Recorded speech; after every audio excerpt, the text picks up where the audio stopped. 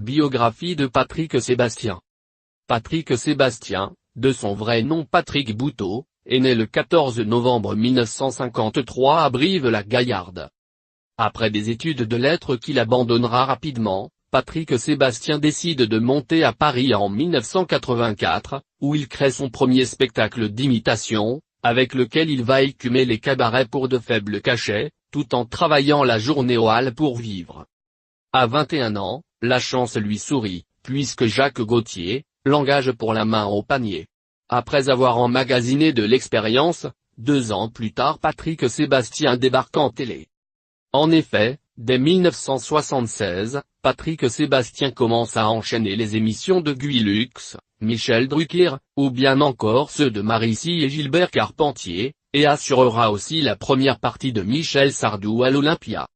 Dès lors, Patrick Sébastien enchaîne les galas, et sa popularité ne cesse de croître au point que la télévision lui fait les yeux doux, et en 1984, TF1 lui confie son antenne, et ne le regrettera jamais avec la mise en route d'émissions comme Carnaval, où Sébastien c'est fou, où les plus grandes célébrités françaises ont joué le jeu du déguisement, pour les plus belles heures festives de la première chaîne, et c'est surtout dans le registre de l'animation, que Patrick Sébastien sera le plus visible. Une visibilité qui lui permettra de rejoindre la troupe des Enfoirés en 1992.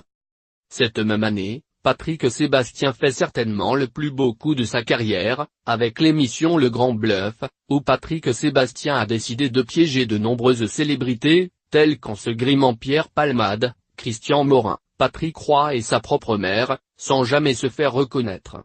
Une émission qui permettra à Patrick Sébastien de réaliser une audience immense avec 17,5 millions de téléspectateurs. Patrick Sébastien ne sera détrôné que 6 ans plus tard, en 1998, par la finale de la Coupe du monde de football qui a rassemblé 20,5 millions de téléspectateurs. En mars 1996, et après presque 12 ans passés sur TF1, Patrick Sébastien rejoint France 2 où il crée de nouvelles émissions dont celle qui reste la plus emblématique et la plus populaire encore à l'écran, Le plus grand cabaret du monde, lancé en septembre 1998. Une signature qui lui donnera une nouvelle jeunesse et le goût de rechanter. Après 2 albums dans les années 80. Patrick Sébastien publiera entre 2002 et 2012 plus d'une dizaine d'albums avec des titres festifs. En plus de cela, Patrick Sébastien tentera l'aventure de la réalisation avec le très touchant film La cellule de Sarkhan, qui ne rencontrera pas le public.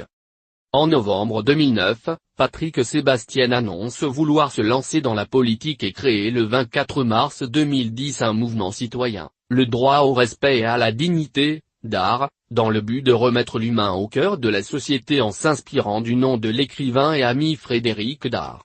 Il dissout finalement ce mouvement le 16 juin 2010.